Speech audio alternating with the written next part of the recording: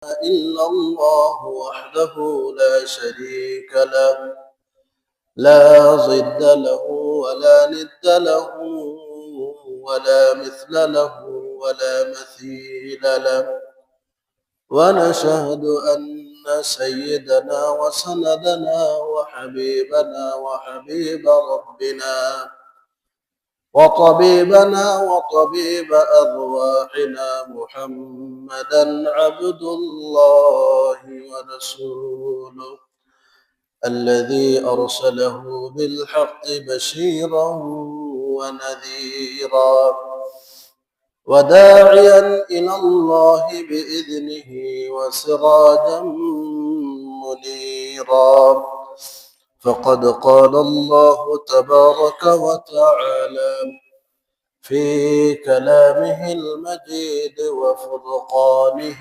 الحميد: أعوذ بالله من الشيطان الرجيم.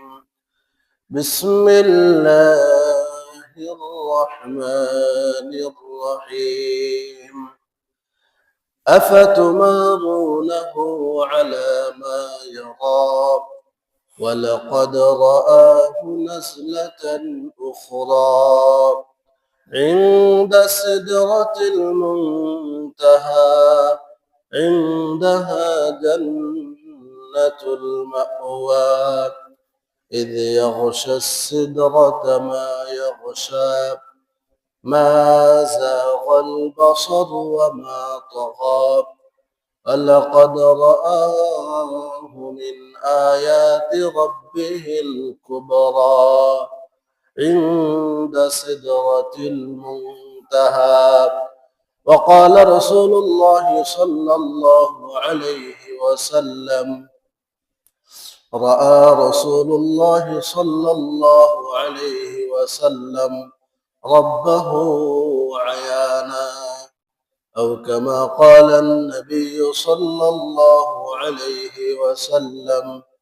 সকলে দুরূদ শরীফ পড়ি। আল্লাহুম্মা সাল্লি আলা মুহাম্মাদিন ওয়া আলা আলি মুহাম্মাদ কামা সাল্লাইতা আলা ইব্রাহিম ওয়া আলা আলি ইব্রাহিম ইন্নাকা হামিদুম মাজিদ।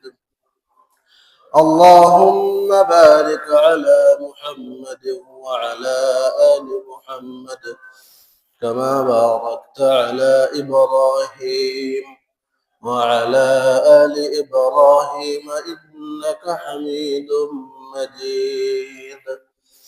الحمد لله।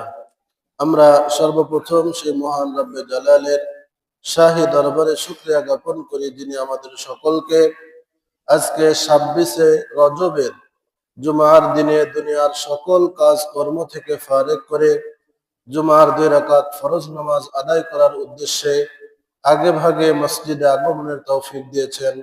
সেই মহান রব্বে পাকের দরবারে শুকরিয়া জ্ঞাপন করি আলহামদুলিল্লাহ।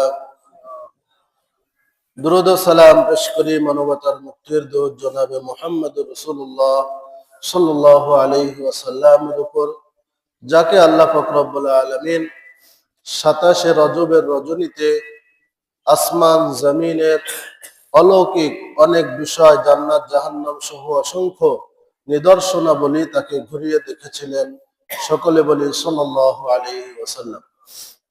তো আমরা গত জুমায় রাসূল করিম সাল্লাল্লাহু আলাইহি ওয়াসাল্লামের মেরাজের গমন সম্পর্কে আলোচনা করতেছিলাম। তো আল্লাহ পাক রব্বুল আলামিন সূরাতুন নাজমের 12 নম্বর আয়াত থেকে নিয়ে 18 নম্বর আয়াত পর্যন্ত এই আয়াতগুলোতে আল্লাহ তাআলা তার পেয়ারা হাবিব মুহাম্মদুর রাসূলুল্লাহ সাল্লাল্লাহু আলাইহি ওয়াসাল্লামকে নবুয়তের 10ম বছরে যে আসমানে বুরাকের মাধ্যমে নিয়ে গিয়েছিলেন এবং সেখানে তার নিদর্শনাবলী জান্নাত জাহান্নাম তাকে ঘুরিয়ে দেখিয়েছিলেন। তো এই সম্পর্কে আমরা আলোচনা করতেছিলাম।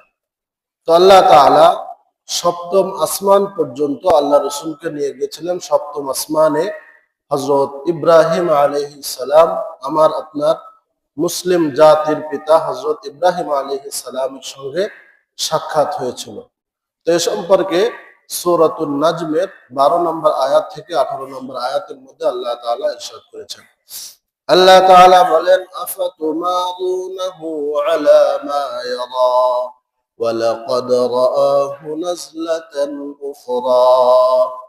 আল্লাহ তাআলা সূরাতুন নাজমের 12 নম্বর আয়াতে বলেন, আফাতুমারুনাহু আলা মা ইয়ারা, আমার প্রিয় হাবিব মুহাম্মদ যা কিছু দেখেছেন এ সম্পর্কে তোমরা কি তার সঙ্গে ঝগড়ায় লিপ্ত হবে, বিবাদে লিপ্ত হবে, নাকি তোমরা বিশ্বাস স্থাপন করবে? কিভাবে আল্লাহ তাআলাকে তিনি দর্শন করেছেন, কিভাবে আল্লাহ তাআলা তাকে ভ্রমণ করিয়েছেন। পরবর্তী আয়াতে আল্লাহ তাআলা বলেন, ওয়ালাকাদ রাআহু নাজলাতান উখরা, তিনি আল্লাহ তাআলাকে দ্বিতীয়বার দেখেছেন। অনেক মুফাসসির বলেছেন এখানে তাকে অর্থ হলো জিবরিলকে। যদি জিবরিলকে আল্লাহ তাআলা তাকে দ্বিতীয়বার সশরীরে তার পূর্ণ অবয়বে আল্লাহ তাআলা আল্লাহ রসুলকে দেখার ব্যবস্থা করে দিয়েছিলেন কোথায়? ইনদা সিদরাতুল মুনতাহা, অর্থাৎ সিদরাতুল মুনতাহা, যেখানে এই মহাবিশ্বের শেষ হয়েছে, শেষ প্রান্তে আল্লাহ তাআলা যেখানে একটি বড়ই গাছ রয়েছে, সেই বড়ই গাছের কাছে হযরত জিবরিল আমিনের পূর্ণ অবয়বে রাসূল তাকে দর্শনের সৌভাগ্য লাভ করেন। সুবহানাল্লাহ। তাহলে এই আয়াতের যদি আমরা ওয়ালাকাদ রাআহু, তাকে দেখলেন অর্থাৎ জিবরিলকে দেখলেন, এই অর্থ যদি আমরা ধরি, তারপরও এখানে আল্লাহ রসুল যে সিদরাতুল মুনতাহায় গমন করেছেন, আল্লাহ তাআলার সাক্ষাতে গমন করেছেন, এটা অবশ্যই প্রমাণিত হয়। চিল্লায় বলেন ঠিক না? কারণ ইনদা সিদরাতুল মুনতাহা, আল্লাহ তাআলা স্পষ্ট ভাবে বলেছেন যে সিদরাতুল মুনতাহার কাছে জিবরিলকে তার পূর্ণ অবয়বে আল্লাহ রসুল তিনি দর্শন করেছেন। প্রথমবার জিবরিল আমিনের পূর্ণ অবয়বে জিবরিল আমিন কেমন দেখতে, হাদিস শরীফে আল্লাহ রাসূল সাল্লাল্লাহু আলাইহি ওয়াসাল্লাম বলেন, লিজিবরিলা সিত্তুমিআতি জানাহ, জিবরাইলের 600 ডানা রয়েছে, 600 পাখা রয়েছে। এই 600 ডানার মাধ্যমে আল্লাহ তাআলা তাকে সপ্তম আসমান থেকে নিয়ে ওহী দিয়ে আল্লাহ তাআলা জমিনে বিভিন্ন নবীদের কাছে প্রেরণ করেছেন। একবার আল্লাহ রসুল তিনি খোলা আকাশের নিচে অবস্থান করছিলেন, হঠাৎ তিনি দেখতে পান জিবরিল আমিন আসমান জমিনের মাঝখানে বিশাল দেহ নিয়ে সে বিশাল এক চেয়ারের উপর বসে আছে। সুবহানাল্লাহ। আল্লাহ তাআলার সৃষ্টি কত অলৌকিক, কত মধুর, আল্লাহ তাআলার সৃষ্টি বৈচিত্র্য কত সুন্দর। আল্লাহ তাআলা ফেরেশতাদের সৃষ্টি করেছেন, জিবরিল আমিনকে 600 ডানা দিয়েছেন। এই জিবরিল আমিনকে আল্লাহ রসুল তিনি দ্বিতীয়বার তার পূর্ণ অবয়বে সিদরাতুল মুনতাহার কাছে দর্শন করেছেন। সূরাতুন নাজমের 13 নম্বর আয়াতে আল্লাহ তাআলা বলেন, ইনদা সিদরাতিল মুনতাহা ইনদাহা জান্নাতুল মাওয়া। এই সিদরাতুল মুনতাহার নিকট আরো একটি জিনিস রয়েছে, সেই জিনিস একটি জান্নাত রয়েছে। সেই জান্নাতের নাম আল্লাহ তাআলা সূরাতুন নাজমের 14 নম্বর আয়াতে আল্লাহ তাআলা বলেন, ইনদাহা জান্নাতুল মাওয়া। অর্থাৎ সিদরাতুল মুনতাহার কাছে আল্লাহ তাআলা যে 8টি জান্নাত সৃষ্টি করেছেন, তার মধ্যে অন্যতম একটি জান্নাত হলো জান্নাতুল মাওয়া। এই জান্নাতুল মাওয়ার অবস্থান হলো সিদরাতুল মুনতাহার পাশে। সুবহানাল্লাহ। এই আয়াত থেকে আমরা জানতে পারি আল্লাহর রসুলকে আল্লাহ তাআলা ভ্রমণের উদ্দেশ্যে সিদরাতুল মুনতাহা পর্যন্ত নিয়ে গিয়েছেন এবং সেখানে জান্নাতুল মাওয়া নামে 8টি জান্নাতের একটি জান্নাতের অবস্থান সেখানে রয়েছে। ইনদাহা জান্নাতুল মাওয়া ইয ইয়াগশাস সিদরাতা মা ইয়াগশা মা যাগাল বাসারু ওয়া মা তাগা। এই সিদরাতুল মুনতাহার কাছে যে বড়ই গাছটির কথা আল্লাহ তাআলা স্বয়ং কোরআনে কারীমের সূরাতুন নাজমের 15 নম্বর আয়াতে ইরশাদ করেছেন। হাদিস শরীফে এই বড়ই গাছের বৈশিষ্ট্য সম্পর্কে আল্লাহর রাসূল বলেন, এই বড়ই গাছের পাতা হলো একটা পাতা হলো হাতির ডানার মতো, আর একটি পাতা হলো হাতের কানের মতো হলো একটি পাতা, আর একটি বড়ই হলো বিশাল যে মটকা আমরা আগের যুগে বিভিন্ন জিনিস লুকিয়ে রাখার জন্য ব্যবহার করা হতো, এক একটি বড়ই হলো এক একটি মটকার মতো। সুবহানাল্লাহ।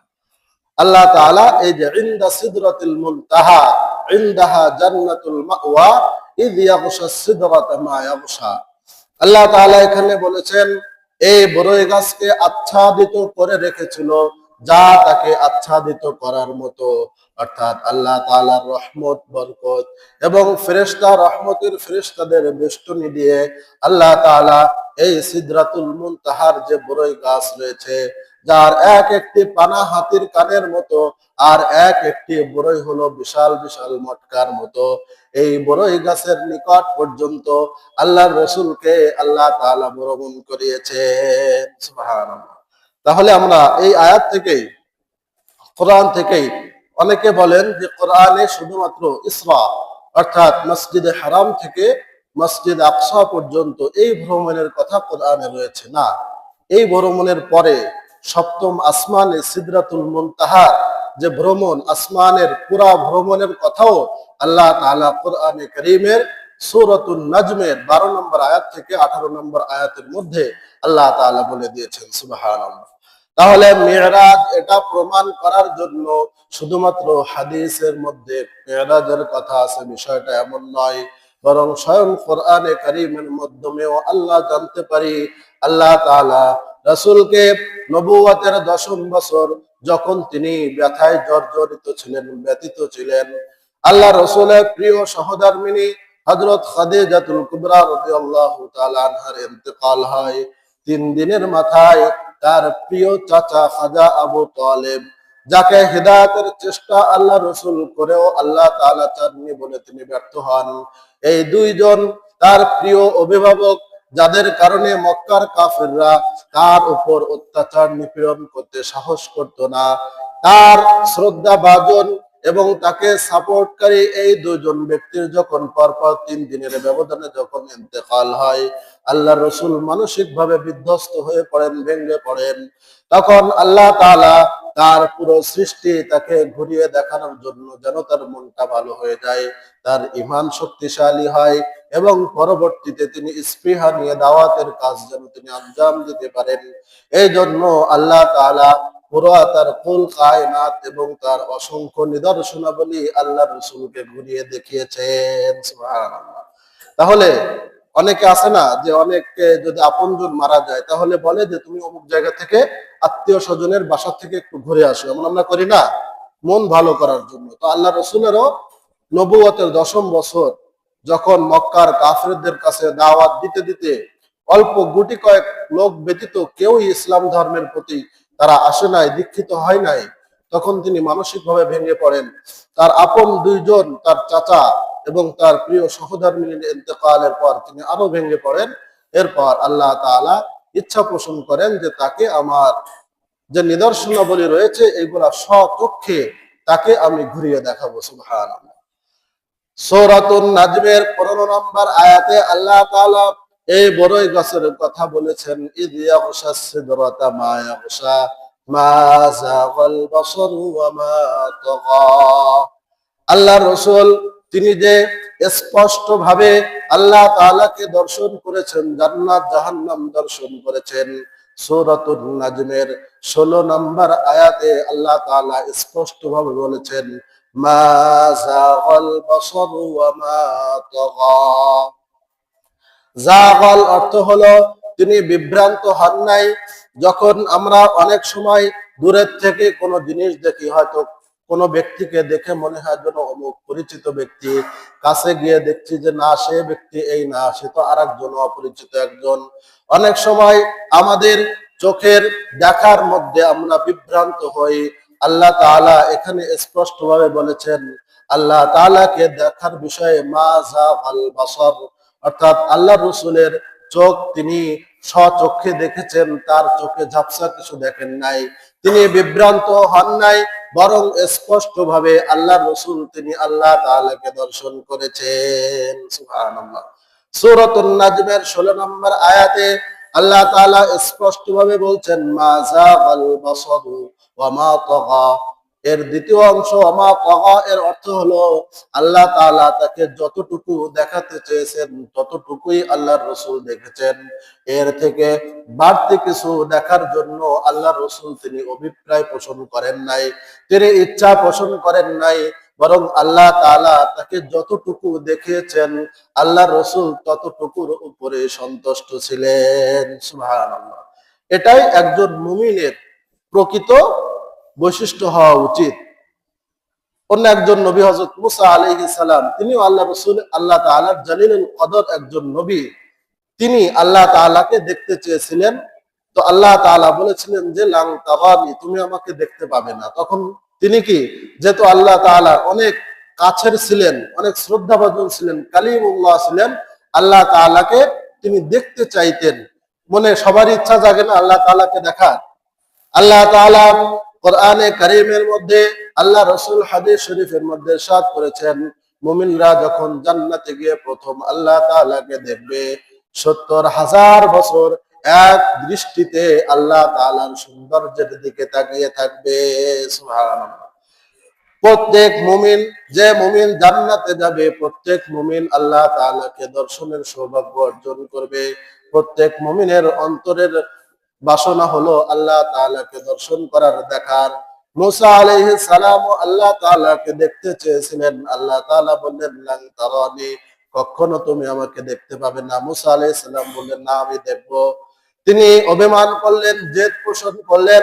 আল্লাহ তাআলা বললেন যে ঠিক আছে, তুমি তুর পাহাড়ের দিকে তাকিয়ে থাকবে, সেখানে যদি তুমি স্থির থাকতে পারো, তোমার চক্ষু যদি স্থির থাকতে পাবে, তাহলে তুমি আমাকে দেখতে পাবে। যখন আল্লাহ তাআলা তার অসংখ্য নূরের পর্দা থেকে সামান্য একটু ঝলক যখন তুর পাহাড়ে দিলেন, আল্লাহ রাসূল হযরত মুসা আলাইহিস সালাম সহ তার ৪০ জন সহযোগী মুহূর্তের মধ্যে সেখানে বেহুশ হয়ে পড়ে গেলেন। সুবহানাল্লাহ। আল্লাহ তাআলার নূর এবং তাজাল্লি তারা সহ্য করতে পারেন নাই। দুনিয়ার এই কম পাওয়ারের চক্ষু দিয়ে দেখা কি সম্ভব? আল্লাহ তাআলা জান্নাতে যাওয়ার পর দুনিয়ার এই চোখের পাওয়ারের থেকে আমাদের চোখের পাওয়ার ১০০০ গুণ বৃদ্ধি করে, লক্ষ কোটি গুণ বৃদ্ধি করে দিবেন। ওই পাওয়ার দিয়ে আল্লাহ তাআলাকে দর্শন করা আমার আপনার জন্য সম্ভব হবে। এজন্য আল্লাহ রাসূলকে আল্লাহ তাআলা ওই চোখের পাওয়ার দিয়েছিলেন। এই জন্যই আল্লাহ রাসূলের পক্ষে আল্লাহ তাআলাকে সরাসরি সপ্তম আসমানের উপরে আরশে আজিমে গিয়ে দেখা সম্ভব হয়েছিল। মুসা আলাইহিস সালাম যেহেতু দুনিয়ায় ছিলেন, তার পক্ষে সম্ভব হয় নাই। এই দর্শন সম্পর্কেই আল্লাহ তাআলা সূরাতুন নাজমের মধ্যে বলেছেন, মা যাগাল বাসারু ওয়া মা তাগা। আল্লাহর রাসূল তিনি বিভ্রান্ত হন নাই দেখার ক্ষেত্রে, তিনি একটা দেখতে গিয়ে আরেকটাও দেখেন নাই, এবং যতটুকু আল্লাহ তাআলা তাকে দেখাতে চেয়েছেন এর থেকে বেশি কিছু দেখার ইচ্ছাও তিনি পোষণ করেন নাই। সুবহানাল্লাহ। এটাই হলো আল ইসলাম। এর অর্থ হলো আত্মসমর্পণ করা, অর্থাৎ আল্লাহ তাআলা যেটা দেখতে আমাদেরকে নির্দেশ দিয়েছেন ওটা দেখা, এবং যেটা দেখতে নিষেধ করেছেন ওটা থেকে বিরত থাকা। এটার নামই হলো ইসলাম, অর্থাৎ আত্মসমর্পণকারী। সারেন্ডার করতে হবে আল্লাহ তাআলার আদেশ নিষেধের সামনে। এর নামই হলো প্রকৃত ইসলাম, প্রকৃত মুসলিম। চিল্লায়ে বলেন ঠিক কিনা?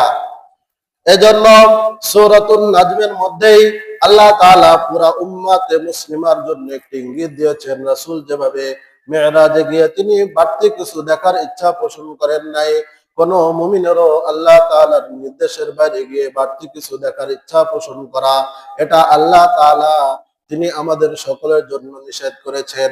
তিনি আর কি কি দেখেছেন? লাকাদ রাআ মিন আয়াতি রাব্বিহিল কুবরা। আল্লাহ তাআলা বলেন, আমার যে নিদর্শনাবলী রয়েছে তার মধ্যে অসংখ্য নিদর্শনাবলী আল্লাহর রাসূলকে আমি দেখার সৌভাগ্য এই মিরাজের রজনীতে দিয়েছি। সুবহানাল্লাহ। আল্লাহ রাসূলকে জান্নাত, ৮টি জান্নাত সরাসরি ঘুরিয়ে দেখানো হয়েছে, ৭টি জাহান্নাম আল্লাহ রাসূলকে ঘুরিয়ে দেখানো হয়েছে।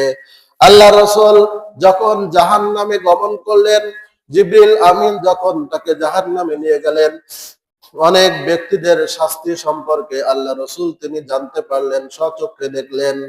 এক জায়গায় গিয়ে দেখলেন এক শ্রেণীর ব্যক্তি, তারা তাদের আঙ্গুলের মধ্যে যে নখ রয়েছে সেই নখগুলো হলো লোহার নখ, এবং সেখান থেকে তাদের নিজেদের শরীরের মাংস তারা খুঁড়ে খুঁড়ে খাচ্ছে। তখন জিবরিল আমিনকে আল্লাহ রসুল জিজ্ঞাসা করলেন, এরা কারা? তখন আল্লাহ রসুলকে হযরত জিবরিল আমিন উত্তর দিলেন, এরা হলো ওই সকল ব্যক্তি যারা দুনিয়াতে নিজের আপন মৃত ভাইয়ের গোশত ভক্ষণ করত। এমনকি কেউ করে? আপন মৃত ভাইয়ের গোশত কি কেউ খায়? খায়। আল্লাহ তাআলা কোরআনে কারীমের মধ্যে বলেছেন, সূরাতুল হুজুরাতের মধ্যে, আইয়ুহিব্বু আহাদুকুম আইয়াকুলা লাহমা আখিহি মাইতান ফাকারিহতুমু, তোমাদের কেউ কে পছন্দ করবে যে আপন মৃত ভাইয়ের গোশত ভক্ষণ করার? তখন রাসূল করিম সাল্লাল্লাহু আলাইহি ওয়াসাল্লামের কাছে সাহাবায়ে কেরাম জিজ্ঞাসা করলো, এটা কিভাবে সম্ভব? তখন আল্লাহ রসুল বললেন, যে ব্যক্তি গোপনে অপর ভাইয়ের দোষ চর্চা করে, পরনিন্দা করে, ওই ব্যক্তি কেমন যেন তার আপন মৃত ভাইয়ের গোশত ভক্ষণ করে। নাউযুবিল্লাহি মিন যালিক। আমাদের সমাজে গীবতকারী আছে কিনা? আছে? গীবত করা এটা কি ভালো কাজ না মন্দ কাজ? কোনো লাভ আছে? ইসলামে কোন ইবাদাত অথবা কোন গুনাহের কাজের মধ্যে ট্রান্সফার সিস্টেম নাই। অর্থাৎ একজনের সব আর একজনের আমল নামায় যায়, একজনের গুনাহ আর একজনের গুনার কি আমল নামায় আসে, শুধুমাত্র এই গীবতের ক্ষেত্রে আছে। অর্থাৎ যদি কোনো ব্যক্তির সম্মান হানি করা হয়, আল্লাহ রসুল বিদায় হজের ভাষণে তিনি স্পষ্ট ভাবে বলে দিয়েছেন, আলা ইন্নাল ইজ্জাতা লিল্লাহি জামিআ, এই ইজ্জত হলো আলিল্লাহিল ইজ্জাতু ওয়া লিরাসূলিহি ওয়া লিল মুমিনিন, প্রকৃত সম্মান হলো মুসলমানদের, আল্লাহ তাআলার এবং তার রাসূলের। এক মুসলমান ভাইয়ের দোষ চর্চা করা, তার সম্মান হানি করা, তার সম্মানে আঘাত হানা, এটা কোনো অপর মুসলমানের অধিকার আল্লাহ তাআলা দেন নাই। এই জন্য যদি কোনো ব্যক্তির দোষ নিয়ে অপরজনের কাছে দোষ চর্চা করা হয়, তাহলে এই মারাত্মক গুনাহের মতো গুনাহ আল্লাহর জমিনে আর দ্বিতীয়টা নাই। এর কারণ হলো, যে ব্যক্তি দোষ চর্চা করে, ওই ব্যক্তির কাছে যার দোষ চর্চা করা হয়, ওর গুনাহ ট্রান্সফার হতে থাকে। কি হতে থাকে? গুনাহ ট্রান্সফার হতে থাকে। আর যে ব্যক্তির দোষ চর্চা করা হয়, অর্থাৎ মাজলুম যে ব্যক্তি ভিকটিম, ওই ব্যক্তির কাছে এই ব্যক্তির সব ট্রান্সফার হতে থাকে, অটো সিস্টেম। যতক্ষণ পর্যন্ত গীবত করবে, ততক্ষণ পর্যন্ত যে ব্যক্তি গীবত করবে তার সব ট্রান্সফার হতে থাকবে, আর যার গীবত করা হবে তার গুনাহ কি হতে থাকবে? ট্রান্সফার হতে থাকবে। খুব সুন্দর জিনিস নাকি? গীবত কি করা যাবে? অপর মুসলিম ভাইয়ের সম্মান নিয়ে, ইজ্জত নিয়ে আপনি টানাটানি করবেন, আল্লাহ তাআলার এটা সহ্য হয় না। এজন্য আল্লাহ রসুল জিবরিল আমিনকে জিজ্ঞাসা করলেন, এরা কোন ব্যক্তি যারা নিজেদের লোহার নখ দিয়ে শরীরের মাংস তারা নিজেরাই খুঁড়ে খুঁড়ে খাচ্ছে? আল্লাহ রসুলকে জিবরিল আমিন উত্তর দিলেন, এরা হলো ওই সকল ব্যক্তি যারা দুনিয়াতে তাদের অপর ভাইয়ের ইজ্জত নিয়ে, সম্মান নিয়ে টানাটানি করত। এজন্য আল্লাহ তাআলা তাদের নিজেদের গোশত খাওয়ার ব্যবস্থা করে দিয়েছেন। নাউযুবিল্লাহ। আমরা কি কেউ গীবত করব? অপর মুসলিম ভাইয়ের সম্মান নিয়ে টানাটানি করব? করা যাবে? করলে নিজেরই লস। কেউ যদি নিজের লস করতে চান, তার জন্য কি আছে? এটা সে করতে পারেন চাইলে, কিন্তু করলে তারই ক্ষতি হবে, নিজের ক্ষতি হবে। হযরত আবু বকর সিদ্দিক রাদিয়াল্লাহু তাআলা আনহু বলতেন, কেউ যদি আমার গীবত করে, আমার মন চায় তার জন্য আমি হাদিয়া পাঠাই, কারণ সে আমার উপকার করছে, তার সব আমাকে দিচ্ছে, আমার গুনাহ সে নিচ্ছে। সে তো আসলে কি একজন উপকারী ব্যক্তি, ঠিক কিনা? আসলে কি উপকারী? নিজের পায়ে কুড়াল মারা সমান। আল্লাহ রসুল যখন সবকিছু দেখে দুনিয়াতে আসলেন, কাফের মুশরিকরা তারা কেউ এটা বিশ্বাস করলো না। সর্বপ্রথম বিশ্বাস করলেন হযরত আবু বকর সিদ্দিক। এই কারণে আল্লাহ রসুল তাকে উপাধি দিয়ে দিলেন সিদ্দিক নামে, যে সিদ্দিক নামে সারা বিশ্ব আবু বকরকে চেনে। ওই সিদ্দিক উপাধি মেরাজের ঘটনাকে বিশ্বাস করার পরে, এক বাক্য শুনে বিশ্বাস করার কারণে আল্লাহ রসুল অধিক বিশ্বাসী হিসেবে আবু বকরের উপাধি কিয়ামত পর্যন্ত দিয়ে দিলেন। সুবহানাল্লাহ।